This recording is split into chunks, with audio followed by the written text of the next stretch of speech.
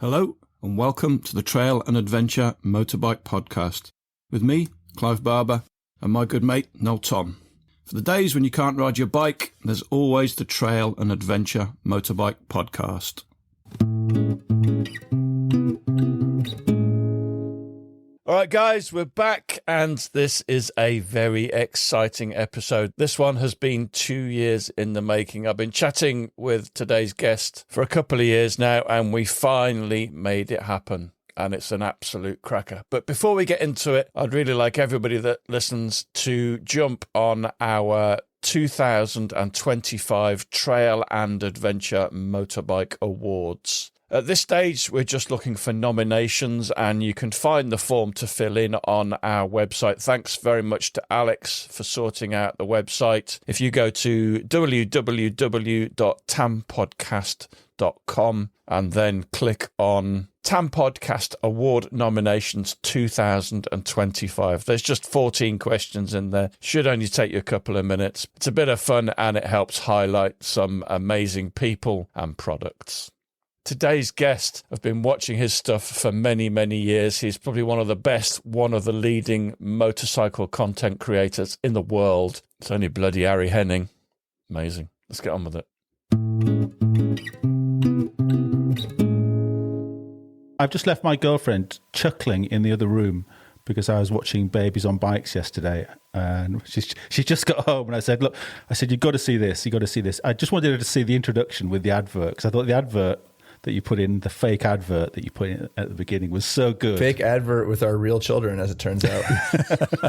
That's one I haven't watched. That's the thing. There is so much content on Revzilla and MC Garage, and you kind of like to watch a lot of stuff in preparation for the conversation, but there's no way we could have watched all of your content. It's been a long go since 2011. We've been doing YouTube content. Wow, such a long time. I think the furthest I went back today was to, MC Garage was like 9 years ago or something like that. It's a little bit of a challenge to find new and interesting topics.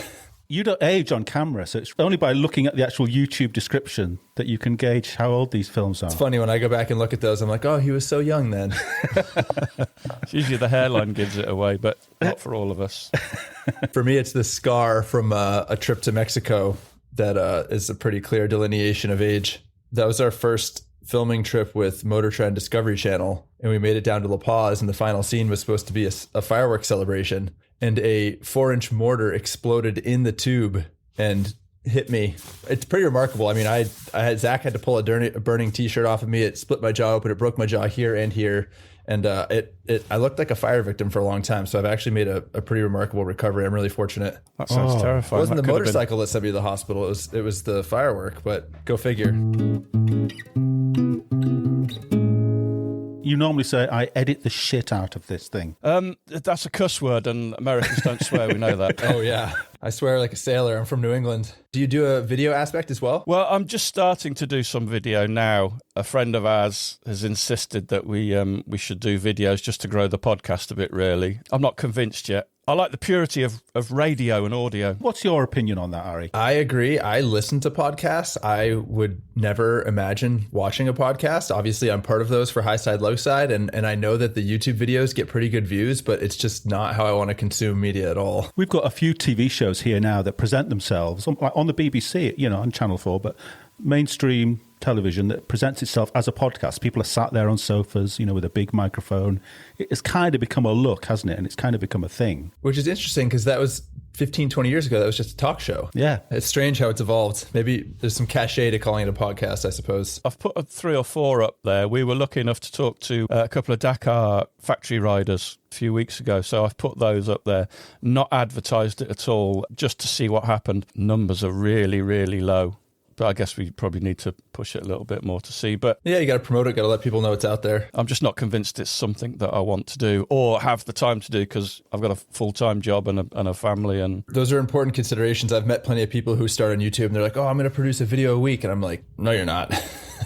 And if you do, they're not going to be any good. I spend 5 or 6 hours editing the audio alone. So to then spend another equal amount of time doing a video, I just haven't got the time. I mean, the post-production on our CTXP shoots is weeks and weeks. It's a multi-person process. It is tens of hours, if not 100 hours of combined editing effort and voiceover writing and recording. Like, it is a massive production that people don't realize. They see us out filming and they're like, oh, well, will this video be up next week? And we're like, no, it'll be up in 3 months.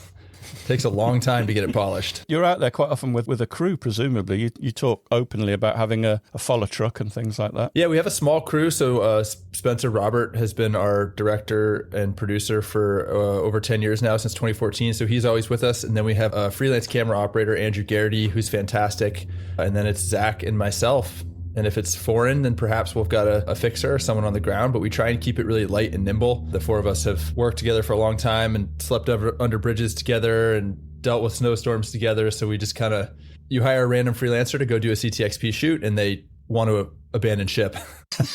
They're pretty stressful. Did you always have that support, or when you started off, were you doing everything yourselves? So I've actually never operated the camera or done any editing. I've always been in front of the camera. And initially it was, like I said, in 2011, when I worked at Motorcyclist Magazine, YouTube approached the whole company, the publisher, and said, hey, we've got this thing called YouTube. We're trying to get content so people will watch it. We'll pay your company a bunch of money to start shooting videos. So I had a videographer come with me to the 2011 CBR 1000RR press launch, and I had no idea what we were doing. I didn't even realize that I was going to be on camera. I thought he was just going to shoot video of the bike. And then he's like, oh yeah, you got to say something. You got to be in this. So that was how I got introduced to being on camera. It was never an expectation or desire of mine.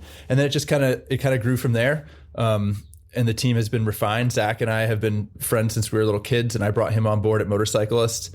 And then Spencer took an interest in what we were doing. Is just immensely talented at what he does. And we all clicked, and we've been fortunate enough to have the support to keep doing what we're doing, especially at Revzilla. They've been phenomenal with embracing our insane ideas and giving us a very long leash. How easy do you find it, talking to camera? It's fairly natural at this point. I had a conversation, a mobile suspension guy came and did some work on one of the CRFs I'm building, and he was starting to do video, and he told me about how difficult it was. And I remember how when the camera, the little red light turns on, it like sucks the soul out of your body. I think with the guys I work with, I'm perfectly comfortable. I think if it was a different crew and they suddenly said, hey, you're going to be on camera, I think I'd probably still get a little bit of that stage fright, but it's not easy. The people who make it look easy, they're much more confident. When I'm talking about motorcycles, it's fine because I like to talk about bikes, but people who are actually acting or performing, I've got a lot of respect for them. Zach's very good at it, isn't it? So I imagine it helps having him next to you as well. Absolutely. Yeah. And that's kind of part of our secret sauce, right? Is that Zach and I have known each other since we were 9 or 10 years old. We've been mates for ages, and we come from the same background. Our fathers road raced together. So we grew up at the track, riding dirt bikes, causing mischief. I know how he thinks. He knows how I think. When we speak together on camera, there's like a lot of fluidity and flow. And so, yeah, that's obviously pretty special. It's just having that chemistry. Well, how long have you guys been doing the TAMP podcast? We've been going for 6 years. We had a couple of sort of false starts. We did like season 1 and then kind of stopped and then started again and then stopped again. Stopped during lockdown, funnily enough, because I was working sort of 7 or 8 hours a day on conference calls. And it's like the last thing I want to do after I've spent a day working is go back online and talk to somebody. So sure, we kind of stopped then. But I guess so seriously for the last 3 years, we've done something like over 130 episodes now. That's awesome. Really kind of gained momentum. We'd started at the right time of the whole adventure bike thing really taking off. It's a very popular segment, and I love seeing how it's kind of skewing more toward the smaller bikes, the more rational, sensible bikes again. I mean, what are you going to do with 160 horsepower in the sand or off-road? Especially in the UK, we've got a lot of single track trails that are, sort of steep and rocky, and it's very limited as to where you can go. So you don't want somebody with 160 horsepower tearing down trails, dodging horses and children. Yeah, fair point. Really keen to talk about the CRF stuff. CRFs are massive over here. Noel and I have both got one. Noel had 2 at one point. Well, I've got 3 in the garage right now, as a matter of fact. None of them are mine either. Mine's off being reviewed. But yeah, eager to talk about all that stuff. I feel really fortunate to have followed the path that I have, and the work I get to do with Revzilla and motorcycle media, and then what has grown into this little CRF side hustle has been really enjoyable and fun. If there's anybody listening to this podcast and you haven't watched some Revzilla content, then you need to. I don't know if you know these stats, Ari, but there's 1.43 million subscribers, and there are nearly 9,000 videos on there. And a lot of those are product videos. But the show I do with Zach is called CTXP. And then we've got the shop manual, and then Zach does Daily Rider. So those are unique long form video. But to answer your question, my name is Ari Henning. I am a motorcycle journalist. I've been in the industry for going on 20 years now, since I was a little young 20-something-year-old. Grew up from a motorcycling family. My grandfather was a motorcycle officer in Miami, Florida. My father was a flat track racer and road racer. I grew up on two wheels, did quite a bit of road racing myself, and then got into journalism by luck, basically. I harassed the editor of Motorcyclist magazine until he let me sweep the shop and change some tires. And then I guess he liked my work ethic and he hired me. And then the rest is just sort of a fairy tale. I live in Southern California where the weather is great and the roads are fantastic, and you can road race or do a track day almost every weekend all year. And yeah, I've always kind of had an affinity for vintage bikes, vintage Japanese machines, and small displacement modern stuff. I just sort of like the character and the fun and the challenge of riding a slow bike fast. Currently, I'm employed at Revzilla, which in the US is the largest, it's the dominant online retailer for helmets, jackets, apparel, parts, all that stuff.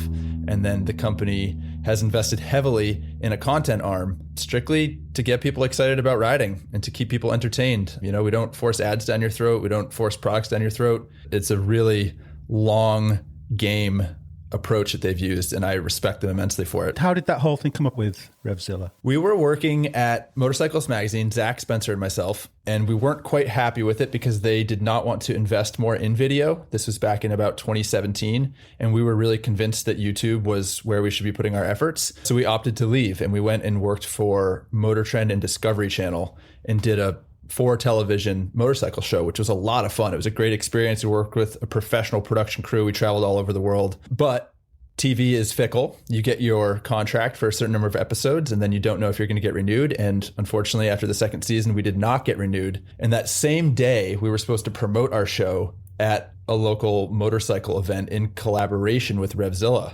And I had to call Spurgeon, who's the head honcho there, and say, hey man, we can't really do this promotion. We just got shit canned. Spurgeon, being the intelligent man that he is, saw that as an opportunity. And he basically moved heaven and earth to get all 3 of us hired in record time. And now we have an office here in Southern California, and we've expanded Revzilla's capabilities from a media perspective greatly because we have long-standing relationships in the industry. We can get bikes. We can do photo shoots in the middle of the winter when they're socked in with snow in Philly and all that stuff. So it's been a really great setup. Did you have to do, the 3 of you do a screen test for the TV program, or did they just take you on what you'd done previously? Interestingly enough, I had worked with the folks at Discovery Channel before. That individual I referenced who went with me to the 2011 CBR 1000 launch was actually, he had moved up through the ranks. So we already had a relationship with them. So when they found out that we were dissatisfied at Motorcyclist magazine, they basically proposed, hey, why don't you guys come work for us? So we were kind of a known quantity at that point. And the same thing, we went to Revzilla, we were a known quantity. I also love the fact that I only found out when I watched your, what was it called? 3 Wheels, 300 Miles, which I think both Noel and I have said separately is our absolute favourite of the Common Tread films. So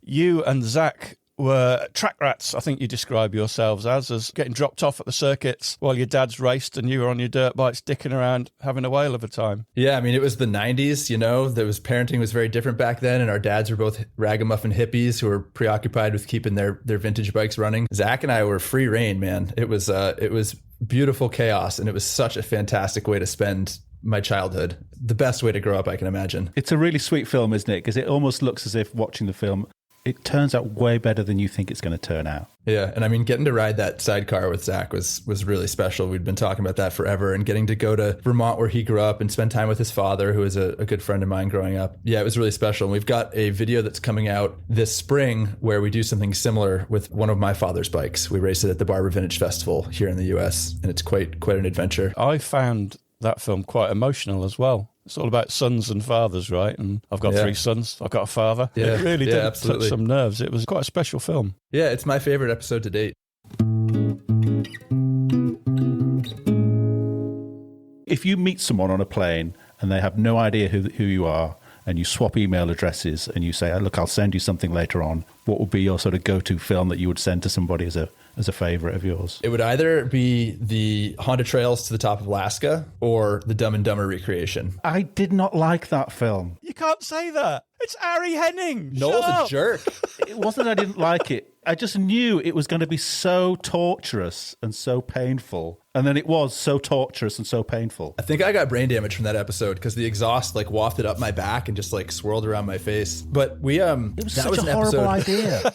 It is indeed. To give credit to Revzilla, we had that idea at Motorcyclist. We presented it and they said, no, it sounds too expensive and we'll probably get a cease and desist. We had presented that idea to Discovery Channel and they said, no, we'll get a cease and desist. We presented that idea to Revzilla. They said, that sounds expensive and we'll probably get a cease and desist, but go for it. We did, in fact, get an email from the Farrelly brothers shortly after the video went live. And we're like, shit, guys, this is it. Everyone was right. Cease and desist. Turns out they just wanted to have a video call with us to tell us good job. And not only were the Farrelly brothers on the call, but Jeff Daniels and Jim Carrey joined us on that. And they were all just like, who are you guys?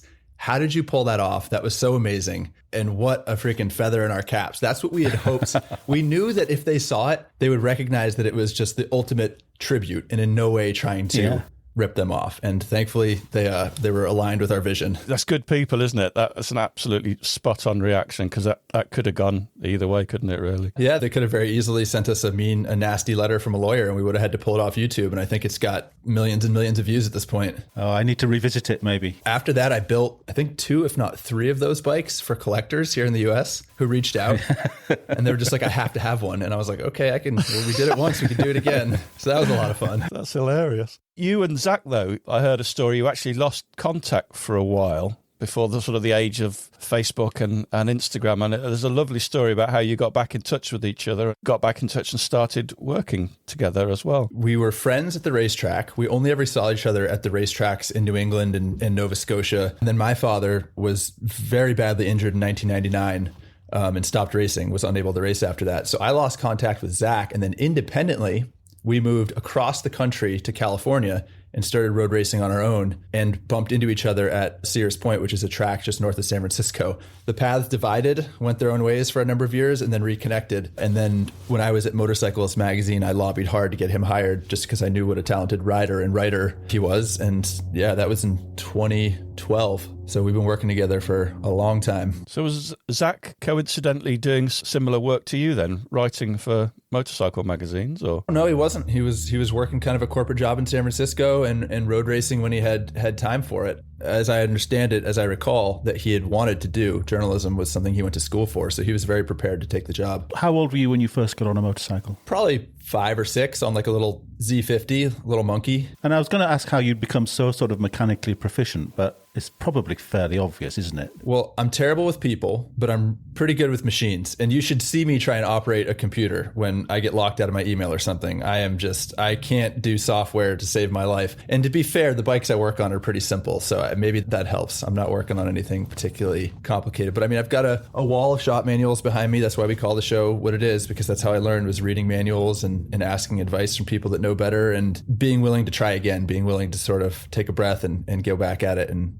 I think my father had instilled in me an understanding or a belief that if someone else can design it and build it, I should at least be able to take it apart and put it back together. We speak to a lot of people on this podcast whose parents told them they would disinherit them if they ever rode a motorcycle. I can't imagine that. But I presume that wasn't the case with you. No, not at all. I mean, my dad dropped out of high school at 15 to ride across the country on his CB 450, and then he and my mother honeymooned on a motorcycle. So it's been bikes since long before I was around. Compulsory. You did a similar sort of trip, didn't you, before you settled down into a working life? Yeah, I was higher education was not a priority for anyone in my family. I did apply and get accepted out of high school, but then they wanted a large chunk of money, as uni often does. And that shocked the shit out of me. And I just bought myself a Bandit 600S and said, I think I'd rather put this money in my gas tank. I spent 6 months just road tripping around America, living off my motorcycle, eating apples and oatmeal and peanut butter and couch surfing and picking up work when I needed to, raking lawns or working at bike shops. And it was just the best education I could have ever hoped for. It instilled so much independence and self-confidence in me and helped me understand the country. And I ended up in California, and that's actually how I got the job at Motorcyclist, is because I went and knocked on the door and asked the editor out to lunch, and he was inspired by my story and then had me write a story for the magazine after I got home. I don't understand how anyone in America doesn't do this. I once spent 3 months in Boston with some friends. Found it quite hard to deal with because we live on such a tiny island. I just wanted to get out and see what was on the rest of the island you live on. I felt the same way, actually. I traveled extensively. I backpacked when I was in high school in Central America and whatnot. I kept meeting all these Australians and Israelis and stuff who had been all over the world, and they would tell me about the Grand Canyon in Chicago and New York. And I was embarrassed. I hadn't been to any of those places. So when I got home, that was part of my inspiration was, I need to learn more about America. This is a big country. I need to check it out. We leave the country, even though we have such an immense and incredible country here to explore. And it's so varied as well. Even just in California, it's so remarkable. I can ride high desert in 2 hours. I can ride dense forest in 2 hours. You go surfing and snowboarding in the same day. It's remarkable. This is something you don't often see in the films you see that are set in Los Angeles, is that it has this backdrop of mountains. You're seeing them on TV a lot now because they're on fire. But other than that, it's such a playground. You do have to battle the traffic, but being on a motorcycle, it makes it a lot easier because we can lane filter here. But it's such a mecca. It's such a great place to be a motorcyclist. All the industry is here. If you need parts or you need something fabricated or welded or need raw materials, like you can get it in half an hour. It's wonderful. We had a family holiday there and spent 10 days road tripping. Flew into San Francisco and went through the deserts in Death Valley into Vegas and back round and up the coast. And it was like, that was 10 days. And it was pretty much drive all day, stop somewhere, drive all day the next day. So it was a fairly big road trip. And then you kind of zoom out of the... Yeah, and you've barely scratched it. little route. And it's this tiny little, it felt like we were doing some serious miles. We've got a peer-to-peer motorcycle rental platform here in the US that I rent my Versys 650 LT through. And my clientele basis is almost exclusively Europeans who are coming for 1, 2, 3 week trips. I love facilitating it because it's just such an incredible place to ride a motorcycle. And to know that they've got that amount of time to really explore, it makes me giddy just because I know how much fun they're going to have and how their minds are just going to be blown. I've never heard of this before. Are you saying there's a business that and you kind of join it in some way and your bike is rented out through that business? We have Turo here in the US where people can do it with their cars. It's the same concept for motorcycles. There's 2 companies. The one I work with primarily is called Twisted Road and the other is called Rider Share. And they've got it all figured out with insurance and with liability and all that. People show up. I'm not too far from LAX, which is a major international airport. And then they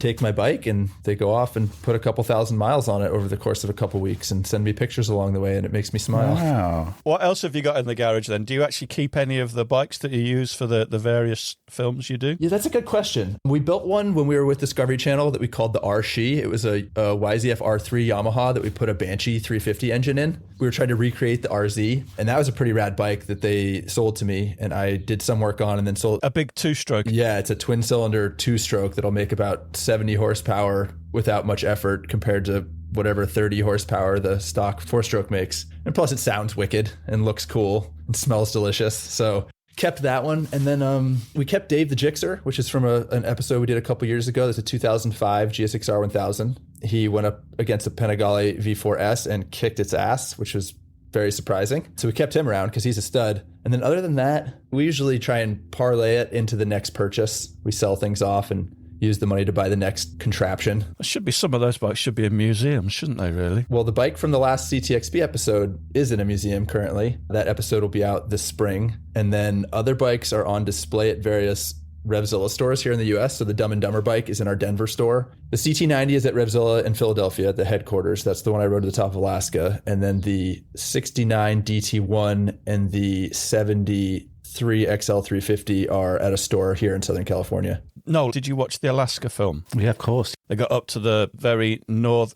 Noel loves it when I do this because quite a lot of the time people will talk about somewhere where they've been and I'll go, oh yeah, I went there once. Oh, he's been everywhere. He's worked everywhere. Name some industry or business and he'll say he worked there for 6 months. How many Americans have been to Point Barrow, I wonder? Because it's the most northerly tip. You've been to Utqiagvik? I have been there, yeah.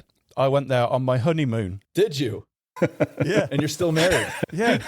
Not much of a tourist destination. Well, we got married in Vegas. We had like a pre-honeymoon in San Francisco, married in Vegas. And then we went up to Alaska, flew up to Fairbanks or Anchorage or wherever. My new wife spotted this trip that you could do. You could actually fly into Utqiagvik. That's the only way to get in. It's that or it's an ice road in the middle of the winter. Those are your 2 options. And we did this amazing tour of the village in a transit van, a panel van. The first thing we did was we said, I'm going to take you out to see the rubbish tip. Okay. Interesting. You may be asking why. He said, well, we have to take the rubbish like 10 miles out of town because otherwise the polar bears will come in and go through the bins. When we went to the point, they warned us that the polar bears were present and hungry and strongly recommended that we carry a firearm, which we did not have. So we just crossed our fingers that there were no polar bears and we got lucky. You're quite good at picking ideas that involve some level of hardship. Well, we take a lot of LSD and then we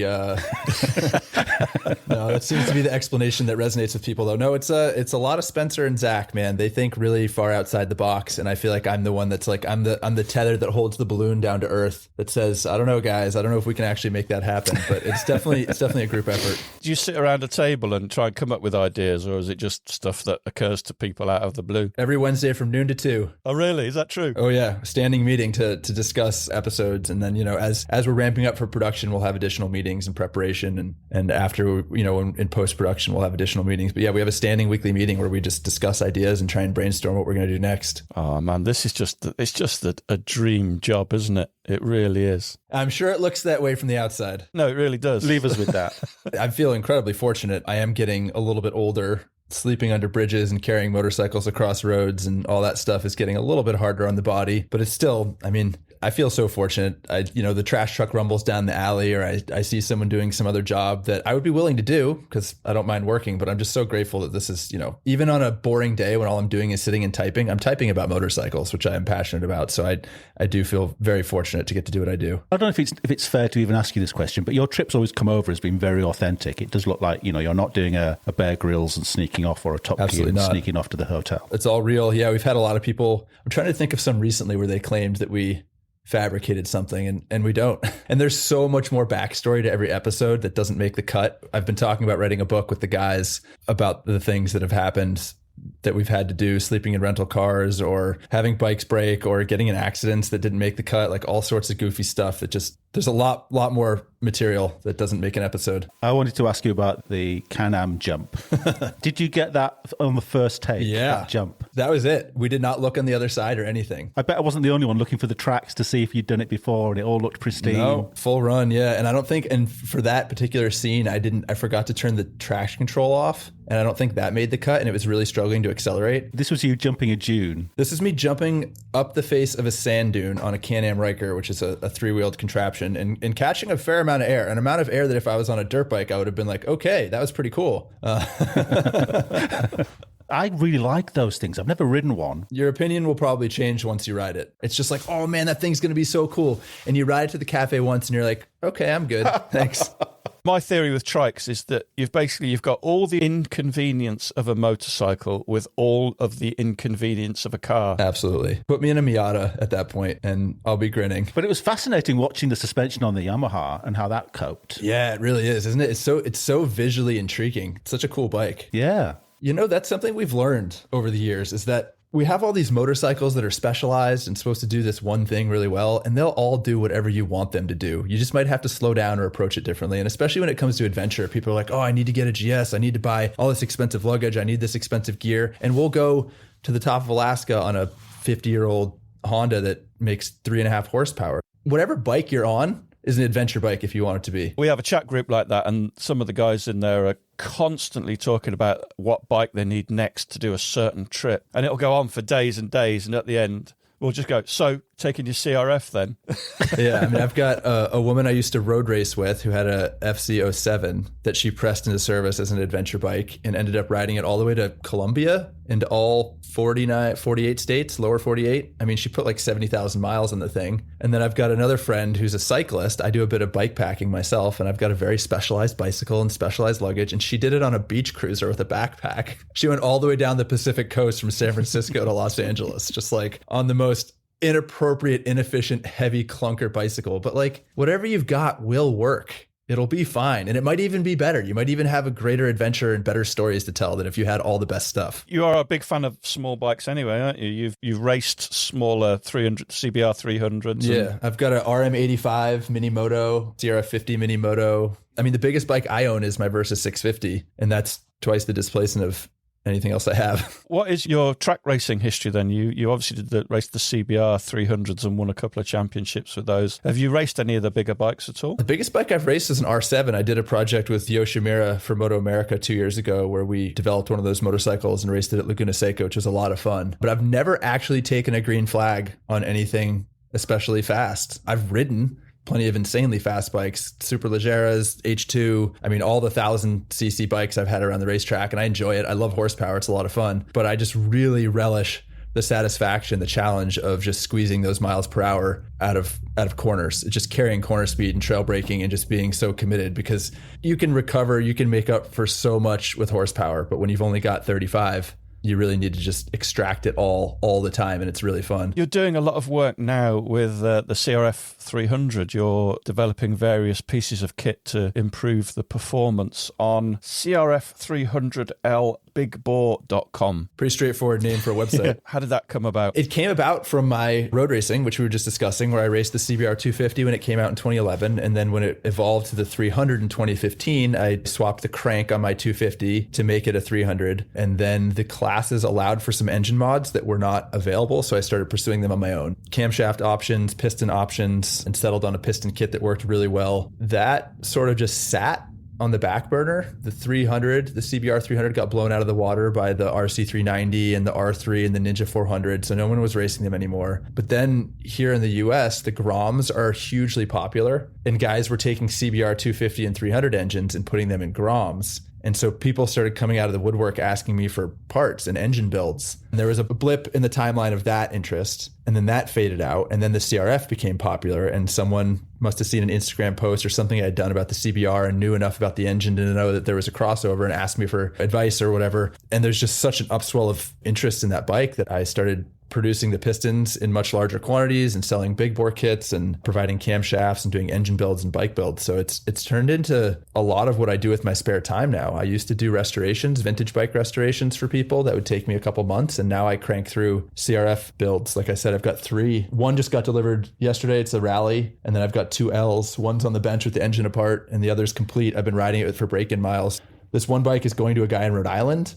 This bike's going to a guy in Northern California, and then the other one's a local fella. And they're all doing BDRs with them. That's the objective, is to go do long trips. The CRF, as I've said to you before, is massively popular over here in the UK with trail riders. We send a lot of kits to the UK. Is it equally popular in the US as well? I don't actually know. I know it's been Honda's top-selling model in the US in years past, and I think it is pretty popular. You've got much greater sensibilities in the UK than we have here in the US, and obviously it's a big country, so I think there's still a lot of interest. You see a lot of KTMs, a lot of 890s, a lot of bigger bikes that people are riding. But I think the general consensus is that, they had the big displacement ADVs that were popular 10 years ago. And then we've got like the T7 and the 890 and that style. And people are like, oh man, you shed a little bit of weight and suddenly you can do a lot more with it. And now people are realizing if you go down to 300 pounds and 35 horsepower, you can do a whole lot with it and still trot down the highway at 70 miles an hour if you want to. I hadn't imagined that CRFs did very well in the States somehow. I always remember having a conversation with somebody who worked in the bike industry, and we were complaining about how we weren't getting the bikes that we wanted in Europe, like a large capacity sort of trail bike around 400 to 500. And he said, Honda sell more trail bikes in California probably than they do in the whole of Europe. And they're much more catering towards, when the 450 came out, they were making it for America way more than they were making it for us, I think. Off-road riding is hugely popular, and we do have tremendous swaths of land where you can ride. And I don't know the stats for Europe. I also have a 300 XCW, so I do kind of hard enduro style riding, and you see a lot of people out there. It's a lot of fun. We've got this land called Bureau of Land Management land. It's public lands. It's completely open and unrestricted. You point to the top of a hill on the horizon and you can just go. And it's awesome. It's such a great way to spend the day with the mates. Yeah, we were chatting to Skylar Howes a couple of weeks ago, and he was just saying, you can just pretty much just ride out of your house and he's straight into the desert. He's in the bottom left-hand corner of Utah. So yeah, it depends where you are. I have to truck a couple hours to get out there, but then it's just open. It's open country. It's amazing. You can have a campfire. You can camp. It's amazing. You've done so well to hang on to that. You look at that old Steve McQueen footage of him racing around the dunes in the desert, and it's amazing you can still do that. It's very much getting chipped away at. I've got friends that are quite a bit older than me that tell me about the golden years past, but it still seems so good, especially because I've got friends in other parts of the country where there isn't. You have to pay $20 to go ride 500 acres for the afternoon. We just have Limitless. We have hundreds of miles. It's awesome. I see Pete Day's Instagram account of him blasting around, and it just looks unbelievable. But to answer your question about the CRF stuff, it's primarily a piston kit. It's a 78 millimeter piston kit, which puts the displacement at 301cc, slightly higher compression. It's a piston that I have made by Wassenaar fastener. I use OEM cylinders that I have bored locally by a machine shop, and I spec them all myself. I set the ring and gaps for people, and I've upgraded the stud nuts, and I've got custom gaskets from Comedic. It's all stuff that I used when I was road racing. So, I mean, it's got years of proof of concept. It's got lap records and championships to it. And then now I've got customers who have put thousands and thousands of off-road miles on the kits, and it really just wakes the bike up. It makes it more of what I think we all want it to be, because it's pretty anemic in stock form. Do you do something with the fueling in tandem with that? Absolutely, yeah. That's a requirement. And I work with a tuner here in the US, 550 Performance. He's a genius when it comes to ECUs, so we use his flashed ECUs. What I find remarkable is the numbers you're quoting is you can get like a 34% increase in brake horsepower, a 25% increase in torque for an extra 15 cc's. There's supporting parts as well, right? Camshafts, airbox mods. People put the CBR 300 velocity stack on, which is shorter and larger diameter, a high flow air filter, a performance exhaust, and then that flash. So it's not just the piston. An engine's an ecosystem, and you have to support it with the other components to allow it to be optimized. But yeah, it's remarkable. I mean, 32 to 34 horsepower is pretty common. And we're working with I have a porting design now for the cylinder head that is doing wonders for the power just across the board, but especially in the mid-range. So that'll hopefully be something that I'll have more information on in dyno charts soon. But again, that's technology that I used when I was road racing that I'm finally kind of pulling into this realm to see what it does for the off-road bikes. It's a really good option, because I'm thinking, well, I could just get that new DRZ, the new Suzuki 400. But then I'm thinking, well, that's going to cost me another 5 or 6 grand. I could spend £600 on parts from Ari, and I've got that extra boost in power that I would be getting from the DRZ for an awful lot less money. Plus the fact I'm not going to say the number because my wife might listen to this, but I've upgraded that suspension. That bike is now sorted the way I want it. So if I could have an extra 10 brake horsepower, I'd be very, very happy. Yeah, I don't know what the conversion rate is now, but all in, it's about, including an exhaust, including the flash, including the air filter, it's about $1,500 or $1,600 if I'm remembering correctly. And that's if you do the work yourself, which I encourage people to do. If you've got a shop manual or workshop manual, you can do it. It's not complicated. But yeah, it's not just the piston kit. You do need other supporting parts as well, but they're all fairly affordable. And there's certainly a lot of people who argue, like, why wouldn't you just get a 450 RL? And I guess I say because it still needs the suspension revalved and resprung, and it still needs an oversized tank, and it still needs a better seat, and it still needs crash protection, and you're still going to throw $4,000, $5,000, $6,000 at it. Or you can spend $10,000 or $11,000 on a CRF and have it fully built and customized and ready to go. And aside from the fueling, this is just a top-end rebuild. Yeah, nothing in the bottom end. The clutch is fine. It's got the slip assist clutch. It handles the power fine. No other issues. We do typically gear the bike taller. We put a 15-tooth sprocket on the front instead of a 14. Most people who have this bike go the opposite because they're trying to get more torque. But with the engine performance we get, we can actually gear the bike taller, so it's much better on the open road if you're doing BDR style or long range touring. And then you've still got ample power off road thanks to the engine mods and just the low ratio of first and second. You are completely self-taught as a mechanic, Ari. You're a big believer in getting the workshop manual and having a go, right? Absolutely. Yeah. I mean, you can just learn it all from a book. The workshop manuals just spell it out for you step by step with pictures and everything. There's a lot of fundamentals to learn about not over torquing things and using the right tool for the job and that sort of thing. But with some fundamental skills, I mean, you can buy a book for $30 and it tells you everything you need to know about a machine. It's amazing. It's just come to me then, Clive, whether we should get Ari to settle the torque wrench. What do you got? Disagreement that we had the other day. Oh, yeah. Go on. Ask him the question. Well, I was saying, because it was a friend of ours, how did we get onto it? Somebody talking about torque wrenching, using a torque wrench when he was just tightening his chain. A bolt had come loose on that little plastic cover over his front sprocket. His front chain guard cover on his front sprocket, and he'd snapped it. And this guy's very, very new to motorcycling, and he's waiting for the ferry to go over to France. He's like, yeah, I can spanner. Tightening it up, and he'll tell you the same story himself. And he just does it up as tight as he can, and then it just snaps the head off. And he's like, panicking, and another guy, obviously an older, wiser biker, came over and went, oh, don't worry about it, it's a non-critical part, it's absolutely fine. But then we got into what you should use a torque wrench on. I don't believe you should use a torque wrench on anything else other than the top end. Anything that involves compression within the engine, that needs torquing up. Everything else, I thought, just do it by feel. Clive, where do you use it? I disagree. My dad never used a torque wrench, but things like fork yoke bolts, I always torque wrench those. 100%. Yeah, I torque wrench stuff that needs to stay put for a long time. So engine, certainly. Fork pinch bolts, shock, linkage, swing arm pivot, engine bolts. I'll use a torque wrench for. A lot of the bikes I'm riding or a lot of bikes I'm working on are for someone else. So I want to make sure they're safe. I did a lot of road racing, and it's extremely important that your bikes are reliable and stay together. And it's just a really foolproof way to ensure that something is properly tight is to use a torque wrench. For that little 6mm bolt on the side of the engine case, no way in hell I would ever use a torque wrench. And the problem is most people will try and use their 75 foot-pound torque wrench, which is totally an appropriate tool for anything below 15 foot-pounds. Even though it goes all the way down to 10, it's too big a tool. It's too blunt an instrument for such small fasteners. Do you stick to the number in the book, or do you come down 10%? I can't say that I'm smarter than Honda engineers or any of those other folks. Oh, it's just that every time I've used one, it's not clicking, and I'm just thinking, please, for the love of God, click, because I just know you're going to snap. It just feels like way too much. Do you have a quality torque wrench, and has it been calibrated? Well, I probably don't have a quality torque wrench. That's the trouble. It's not hard to calibrate at all. If you stick it in a bench vise and just measure out, do the distance, do the math, and then put some weight on it, and it should click. And if it doesn't, you can adjust it. It's pretty straightforward. I'm taking the win on this one, Ari. Yeah, you are. Ari Henning said Clive was right in not so many words.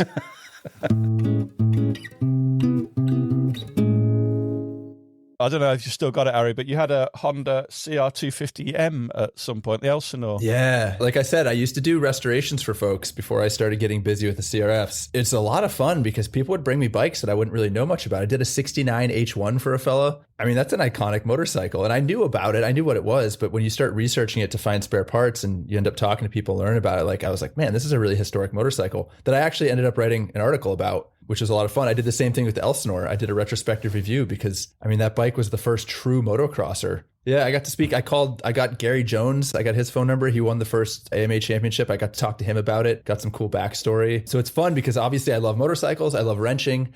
I love learning. So to be able to do all that work, fix up a bike for somebody, and then be allowed to ride it and then get photos of it and write a story about it, it's a very large and robust ecosystem of motorcycling that I just get a lot of satisfaction from. We both had one. That's why I mention it. It shocked me. Every time I started that thing, it shocked the hell out of me because it was just such a scary motor. You hear every one of those snap, crackle, and pops, don't you? It's just incredible. Yeah, I think compared to even just like a modern 250 four-stroke, it's such a darling of an engine. Stuff was just gentler back then. That H1, I've ridden H2s as well, and everyone says like, oh my gosh, the Widowmaker, it's the most. I'm like, have you ridden an S1000RR?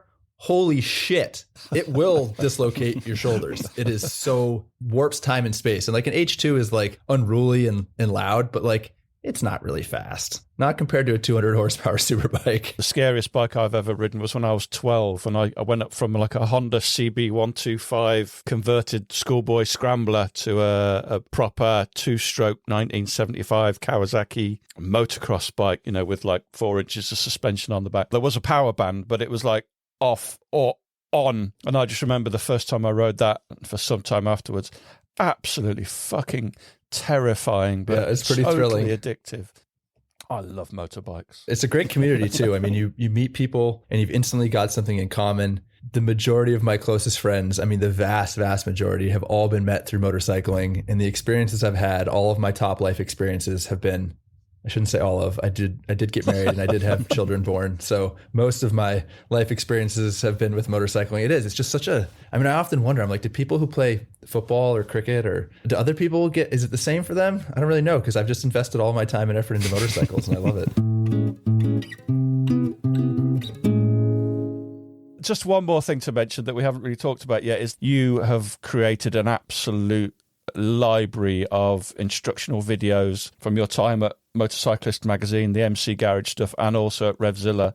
If I'm looking to change wheel bearings and I'm searching on YouTube, if I see one of your videos, that's the one I go to, and I recommend everybody else does the same again, because it's nice and simple and easy to follow stuff. Really good. Appreciate that. Yeah, we try not to waste anyone's time. I'm not going to tell you what I had for breakfast or how my dog got off the leash or any of that bullshit. We get right to it, and I try and make it concise but also comprehensive, and that's kind of been our mandate for years and years. Is I just want to be a source on YouTube that people can go to, because I was fortunate enough to grow up in a mechanically inclined family, but there might be some 17-year-old who's the son of an accountant who lives in an apartment building in the city and doesn't know the first thing about it. So I like to be a resource for people that are looking to expand their knowledge and gain some independence. Ari, thank you so much for taking the time to do this. I really appreciate it. It's been fantastic to meet you. You're a bit of a legend over here with everything you do. So thank you to you. And thank you to Revzilla as well for giving you the time and the resources to do it. For sure, yeah. It's been a pleasure, guys. I always enjoy talking motorcycles. It's always fun. Excellent. Well, listen, if you've got anything you want to talk about in the future, just drop us a line and we'll do it again. Yeah, likewise. If there's something you want to ask me about, whether it's an episode or whatever, a mechanical question, you're welcome to hit me up. And if I can fit into the schedule, I'd be happy to. Well, what can I tell you? That was a very enjoyable episode. It was absolutely brilliant to get to chat to the legend that is Ari Henning. Right, before we go, just a final reminder, please vote in the Trail and Adventure Motorbike Awards for 2025. Go to our website, tampodcast.com, and click on the nominations tab, and it'll take you there. It'll take you a couple of minutes. Appreciate it. All right, gang. Catch you next time. Thanks for listening. We really appreciate your support. Don't forget you can follow us on Facebook and Instagram. And if you really appreciate what we do, you could consider supporting us on Patreon or buy us a coffee. Links are available on our website, which is tampodcast.com, tampodcast.com, where we also have a limited selection of branded stuff. But either way, please keep listening and spreading the word. See you next time.